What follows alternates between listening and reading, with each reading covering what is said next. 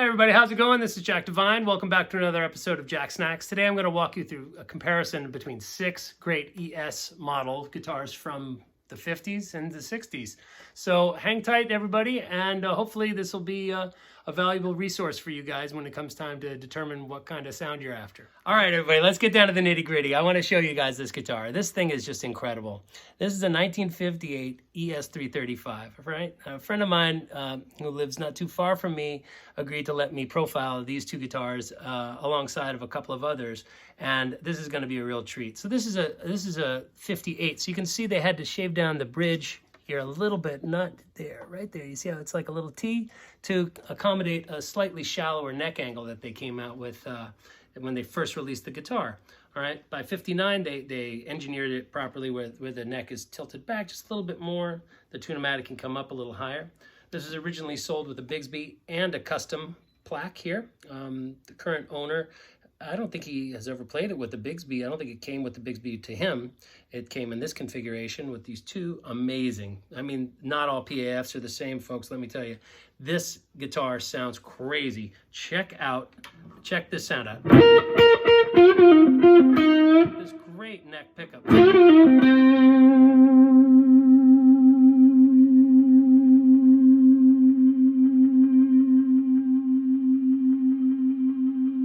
I mean, I'm not playing loud.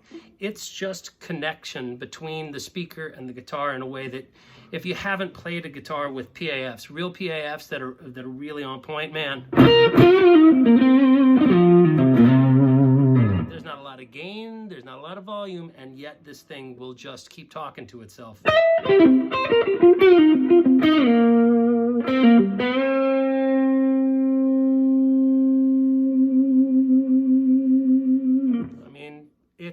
It's almost effortless to create that kind of sustain. So we'll get into that in a minute. Okay, so what else is cool about this guitar? It's all original. You can see the A tuning peg has started to kind of decompose.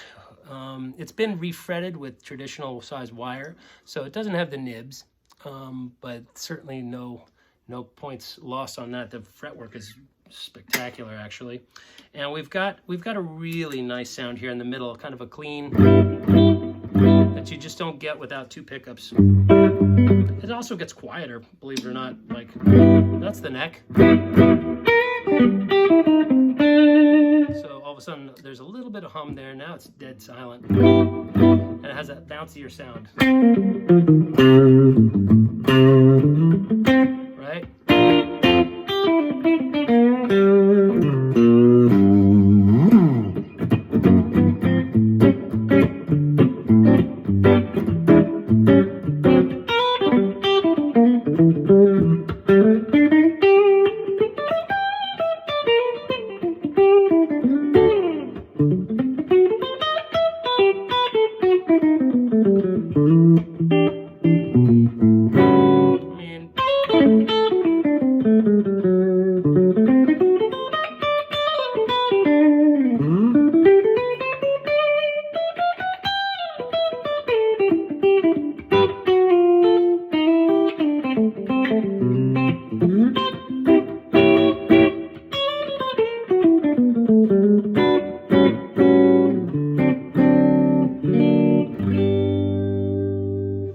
Just wonderful.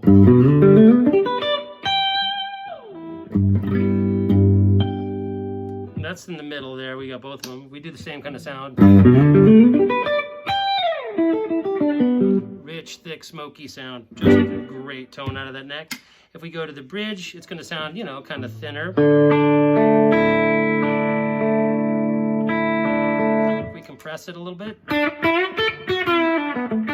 I've done plenty of country gigs on 335s because of this bridge pickup. It sounds great.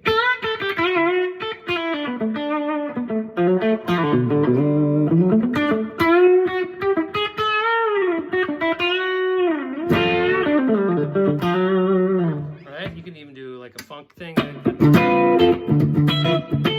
Definitely get some nice sound there in that middle position.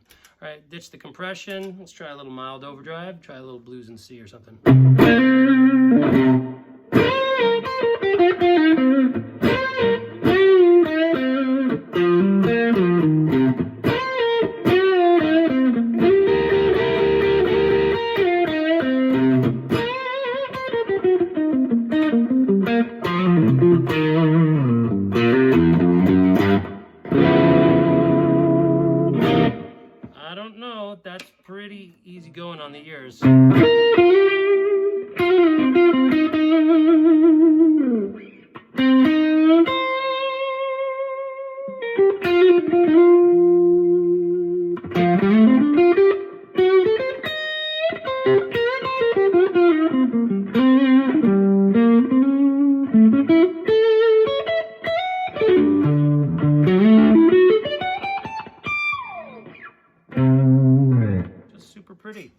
Nothing wrong with that.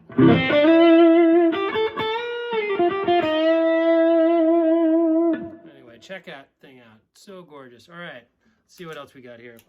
Wind it up, get to that bridge pickup.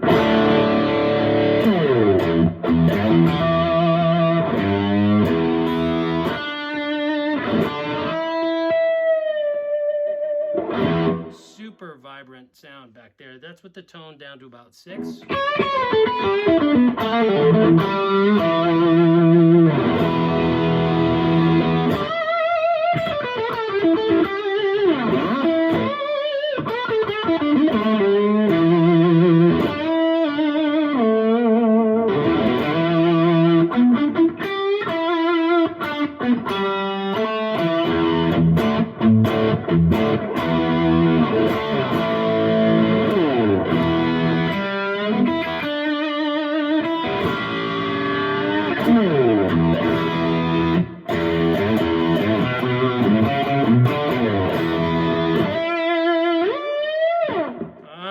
So tasty. All right, if you want it brighter, you know, all you have to do is wind that up and you get a little bit more shrill. I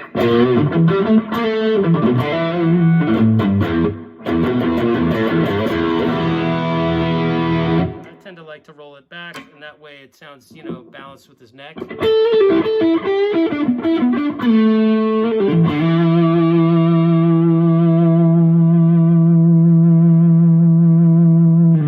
Suffice to say, there is pretty much infinite sustain on tap at just about any volume, with pickups as you know, wonderful as these. I think they're, you know, pretty lively. You can hear the whole guitar kind of coming through every part of it.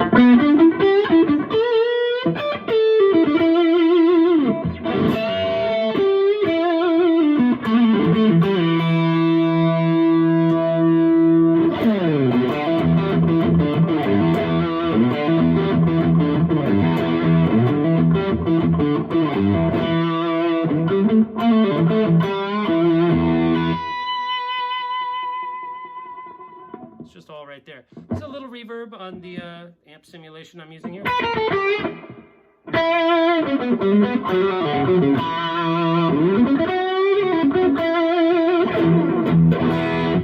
man, I could live on both those pickups or any blend of them all day long.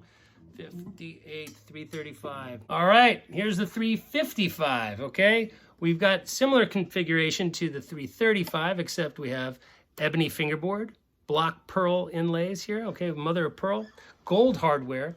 We've got a tortoiseshell guard, long guard still, Mickey Mouse ears still, okay? Check this out, super cool.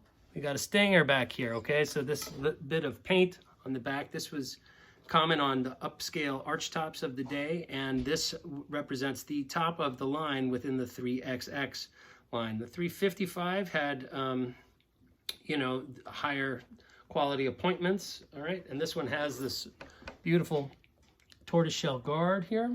And again, if you look, you can see the bridge had to be modified to accommodate for the lower the lower neck angle that they were using. Ultimately in 59, they knock the neck back a little bit, tune-o-matic can come up, and you get a little bit more, I guess, string tension over the nut and at the saddle. So these guitars, they're pretty much identical. And you know, this one, in terms of the hardware, you've got gold hardware, but oddly enough, check out this set of pickups. This is a different animal altogether. I actually prefer these pickups. Let's try that same little thing and see what happens.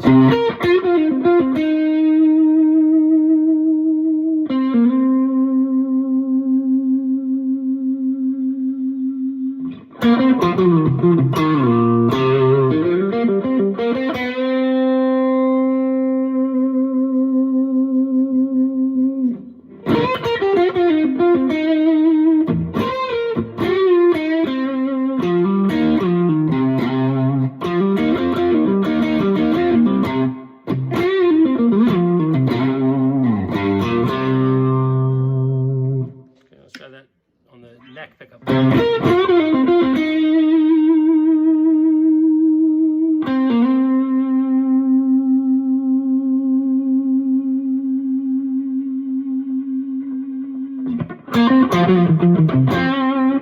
mean, it is just so rich and smoky.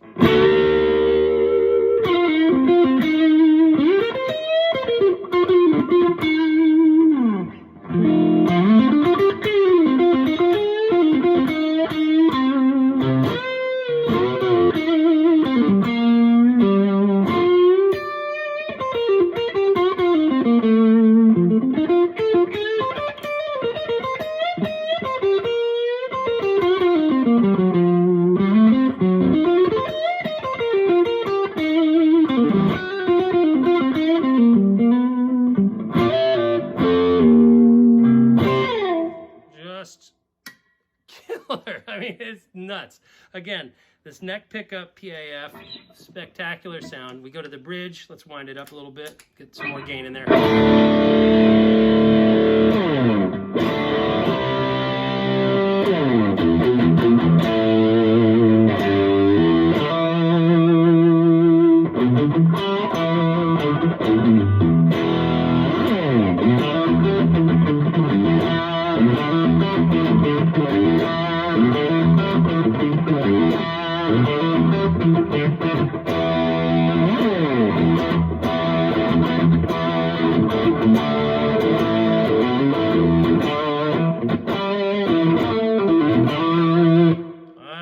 My goodness.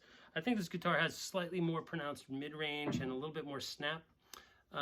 There's some debate between me and the owner as to which of these beautiful guitars is even better. They're just both nuts. I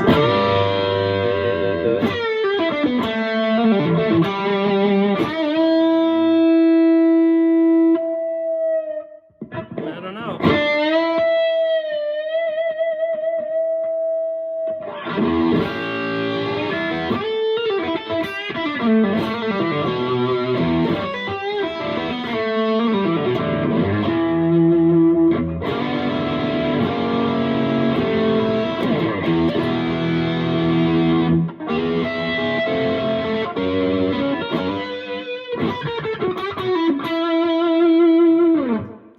Clean it up a little bit.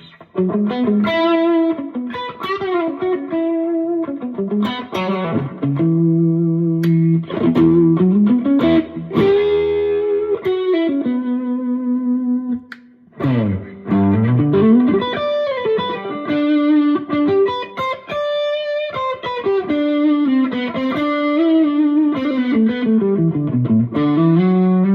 give me a hard time, I know it's in the wrong key.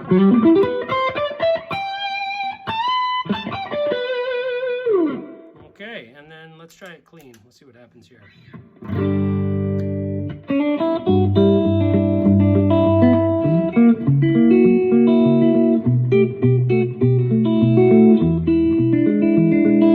That sounds nice. I think if we bring up the treble a little bit more.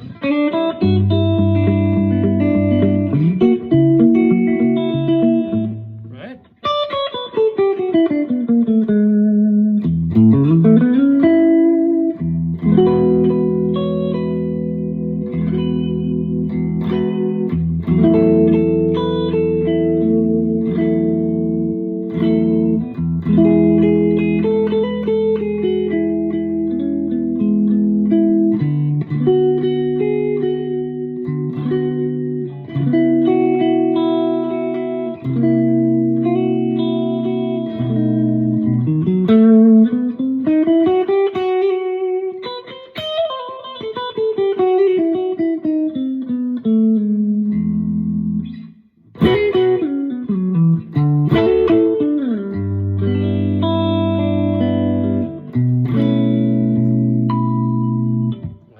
It's just about as pretty as it gets.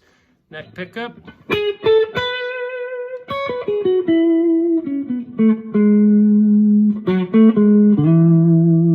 Right.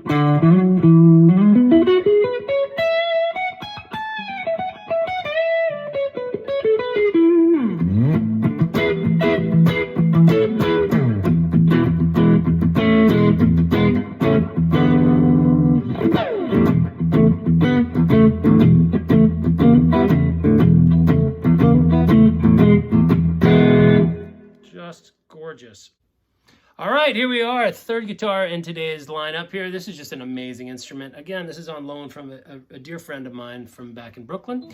And we are playing this, this is a 1961.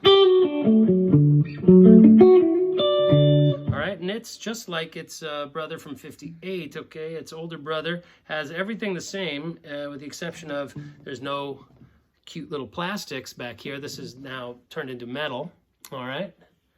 And we definitely have a different neck carve. This carve is significantly skinnier, maybe 20-30% less mass, especially down here at the near the nut. Okay, this gives these instruments a sensation of having, believe it or not, a wider neck, because you know your thumb comes in, so your hand, it just kind of makes the whole sensation down here feel distinct and different. Some love it, some don't. I have no preference. This guitar just sounds so great that I you know, it might take me a minute to get used to a thinner neck after I've played a thicker one for a while, but there is just nothing wrong here. This guitar, unlike its older brother, does like to be played in B more than C. Okay, remember we did that little blues lick here?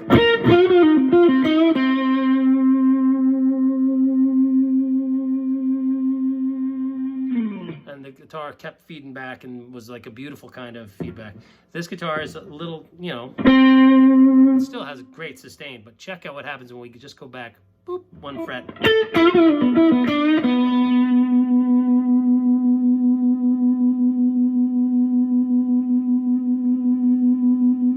It's super, super resonant, okay? So there's some magic that's happening around B on this instrument.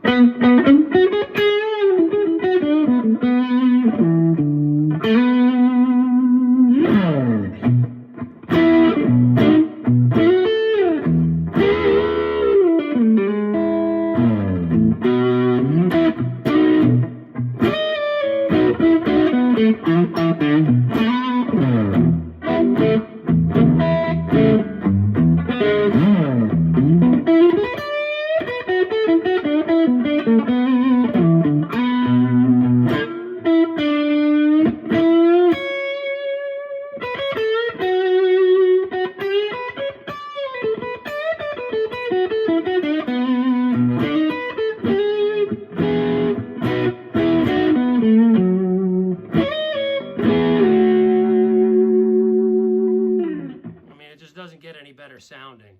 So just incredible pickups, a spectacular area of the neck to work in. If you're playing in B, wow, you're gonna have, anytime you're hitting, you find these guitars have like 1 or 2 notes that just really love to sing on them. Great sound, okay? We go to the bridge pickup, wind it up a little bit more. We've got that great, I think they have more personality than a Les Paul, but I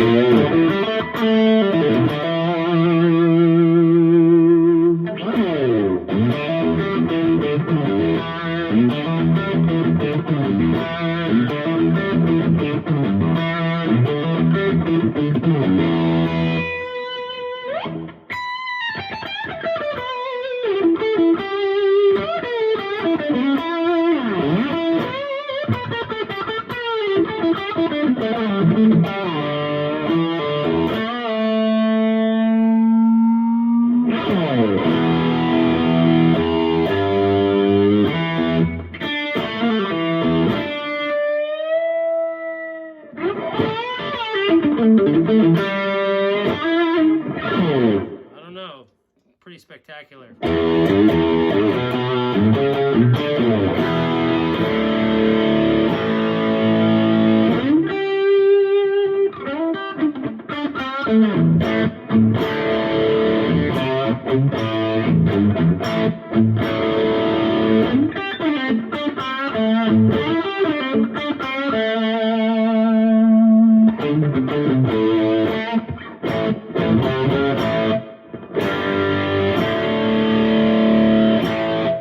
Super thunderous sound out of that bridge pickup. Go in the middle here and try some cleans.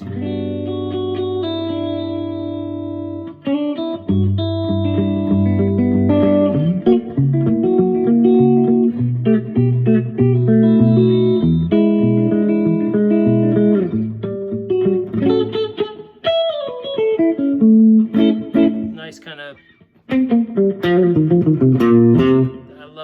plucky sound you get in the middle sound here.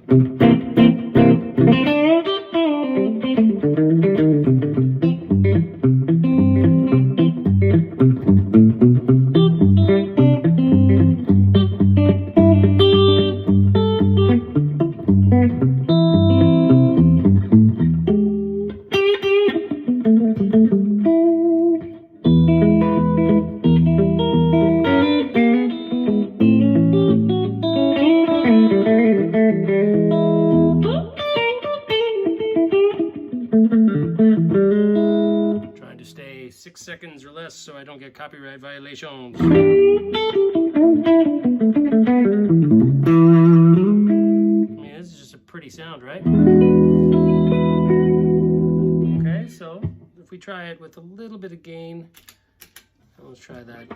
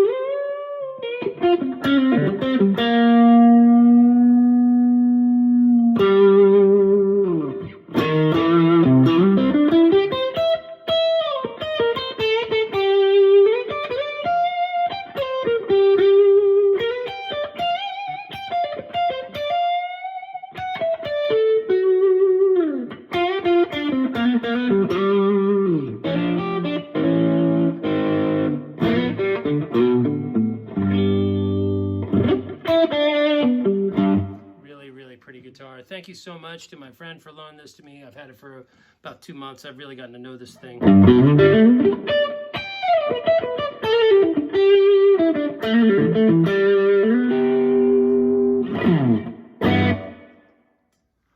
All right, here we are. This is my own personal guitar. This is a 1966 ES-335. So big distinctions here. We're going to have no stop. We don't have a stop tail piece here. We have this trapeze. So we have some extra string here, so that probably alters the string tension while we're playing, and obviously you get some overtones back in this area depending on what's going on. We don't have the PAFs. We have chrome hardware rather than nickel. We do have the cute little reflector tops with the volume and tone words written on them. The neck narrower down here at 1 and I believe 9/16 or rather than 11/16, and that little bit drives most people crazy and keeps the prices on these pretty low. These guitars are, you know, anywhere between $3 and $7 grand depending on their condition and how insane the dealer is at the time. This is a really nice one. It has been shallored, okay, so it had other tuners on it. I had these reproduction Klusons put on, and this has been one of my main guitars for many years, maybe 20 years. Oh gosh, I'm really old. Anyway, it sounds great, but it doesn't really it can't really punch the same weight as those PAF equipped guitars.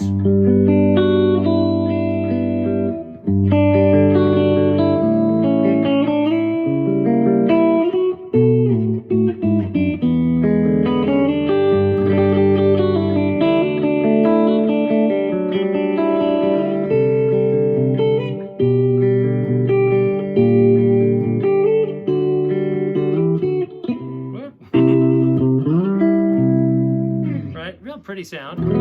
That's the two in the middle here, right?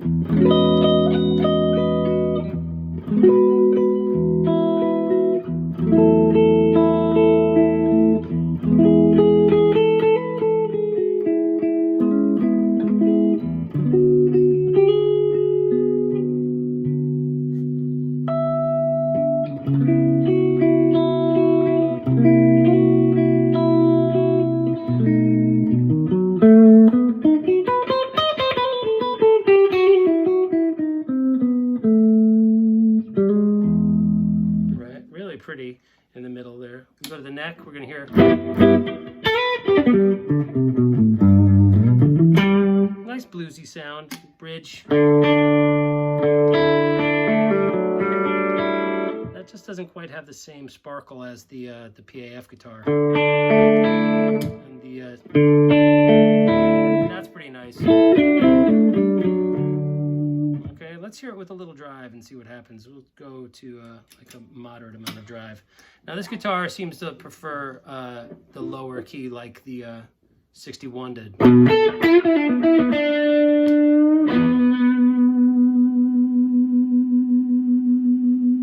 But it doesn't have quite the same overtone series.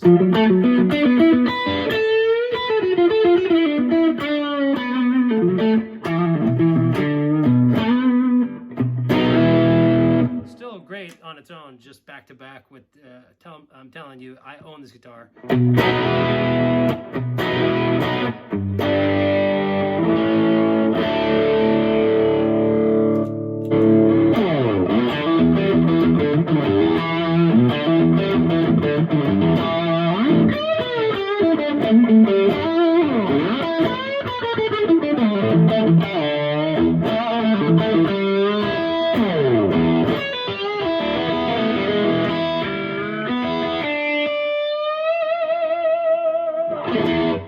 Trying to play some of the same licks so you can A-B it against, you know, the other stuff.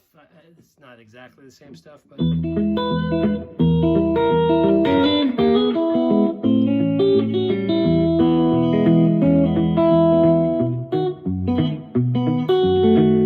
know, nice. Let's hear that middle...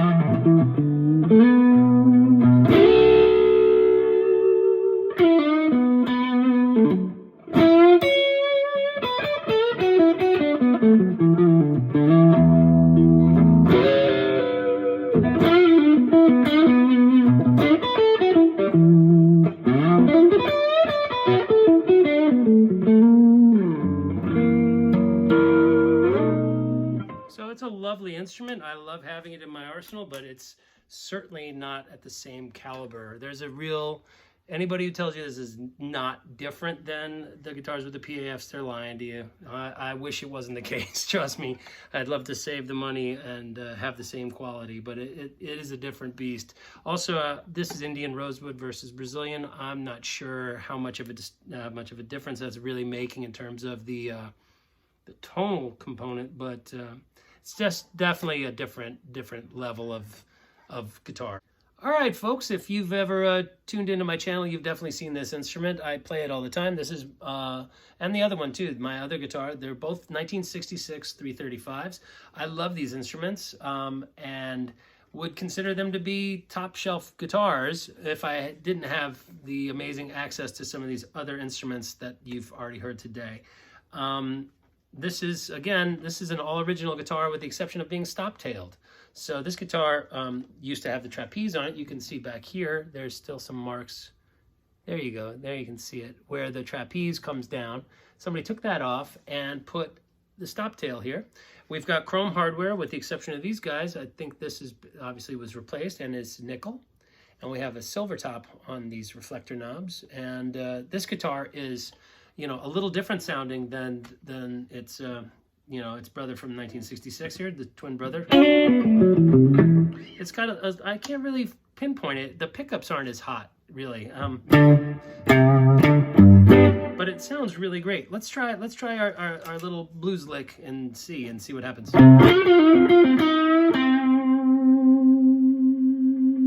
Nothing much. It doesn't really want to go to life, come to life.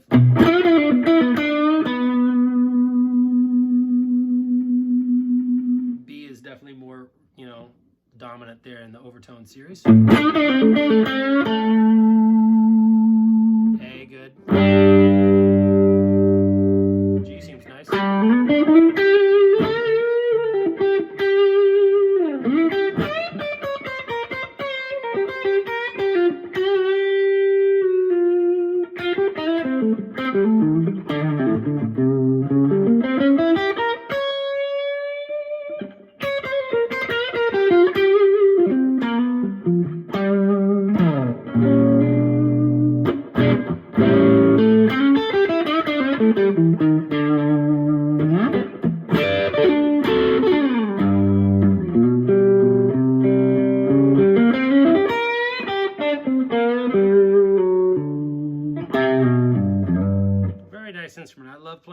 guitar. It's a real looker too. You can see the short guard. All right, it doesn't come way back, you know, back in there like the old one. And the chrome hardware and the narrow neck and all those kinds of things, they definitely tend to keep the price down. This is my phony Clapton, you know, Royal Albert Hall guitar. It sounds really good though. I still love it. Let's check out that bridge pickup and see what we got.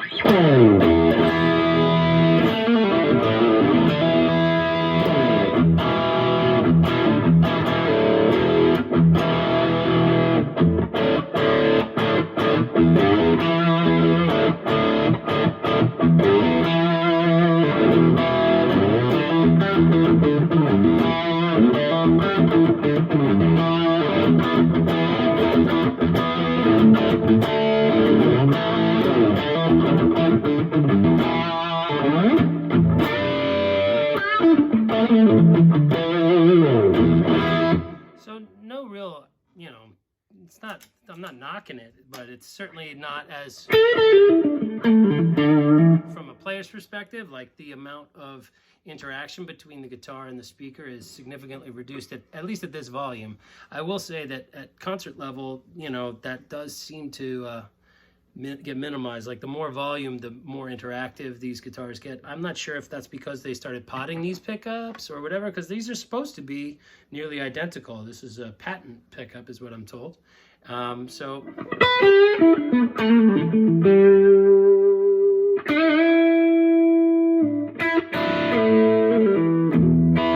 right, let's try the cleans.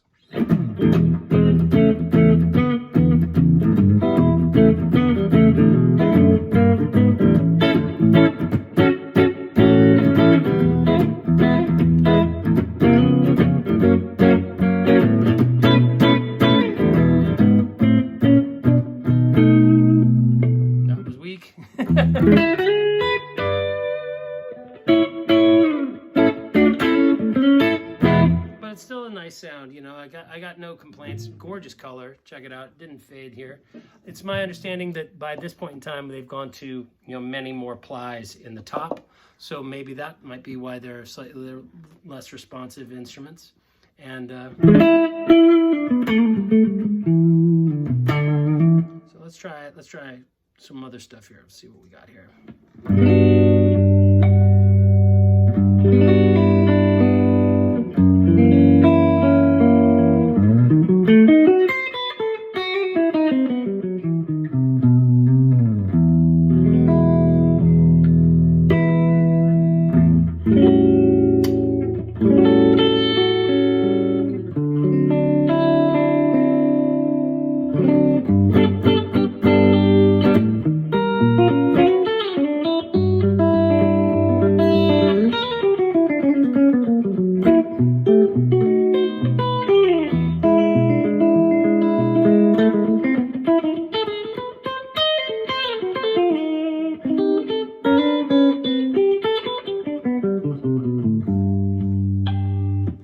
All right, here's our last guitar for the day. This is an ES-345 from 1967. It belongs to a friend of mine, and it's pretty similar to my Sunburst with the trapeze, except it has gold hardware.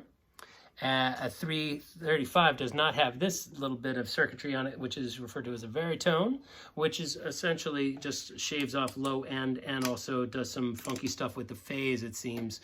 I'm not really that well versed with this instrument, and to be honest, I must say it is definitely more of, to me, more of a niche piece than a 335 or 355 in mono. Any guitar of this style in mono is a big difference between the Varitone. Okay, so let's check it out. A lot of people don't, you know, have a lot of experience with this. My overall take is that the Varitone, even when it's not engaged, definitely changes the tone of, like, let's just look at the bridge pickup, okay? It's going to add this sort of honkiness to it, almost like a cocteau. That's where the tone rolled all the way up. All right, neck pickup.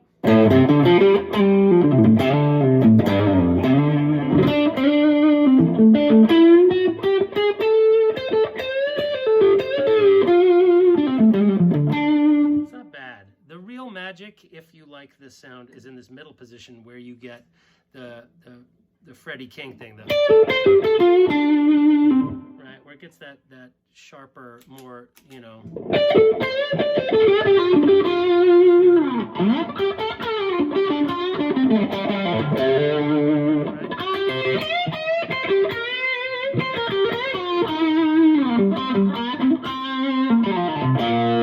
So it's very reminiscent of that, you know, Peter Green sound, right? And then you have the ability to shave off more low end by, right?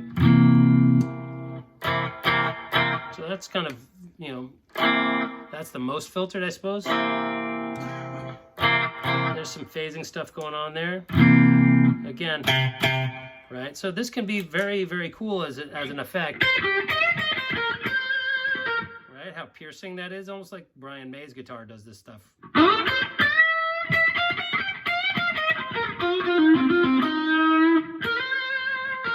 Right? It's not my favorite sound, but when it's employed by somebody who knows what they're doing with it, like B.B. King or somebody like that, that's pretty cool. I'm just not that familiar with how to, you know, make the best out of it. I've also, one of my favorite rhythm guitar players, Bob Weir, used to play this kind of instrument, and it certainly didn't seem to hold him back. Now, I'm sure that my cable is... There it is. There's the bridge. I mean, the neck, rather. So there's definitely something going on there with that circuitry, definitely changing the tone from...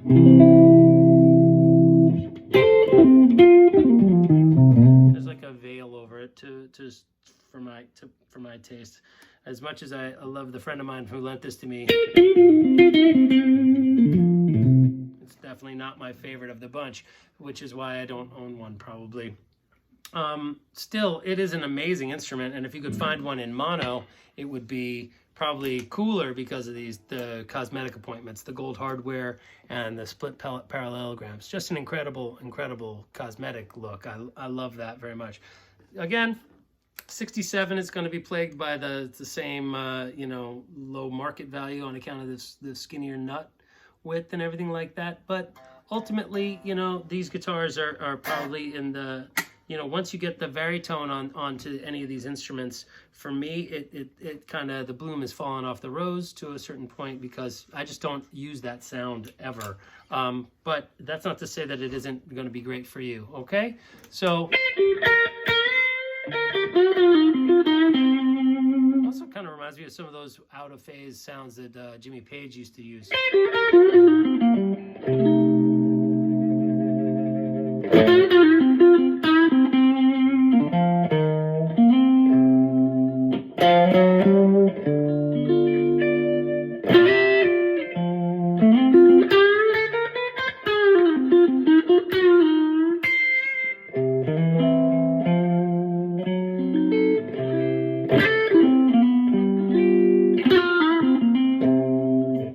So definitely a cool sound to be able to get to, and you can only get there through that, okay? So super cool. Thank you very much for loaning it to me, and very happy to be able to run all these guitars through their paces. All right, everybody, thank you so much for tuning in. If you like this kind of content, please share, like, and most importantly, subscribe. Take care. See you soon.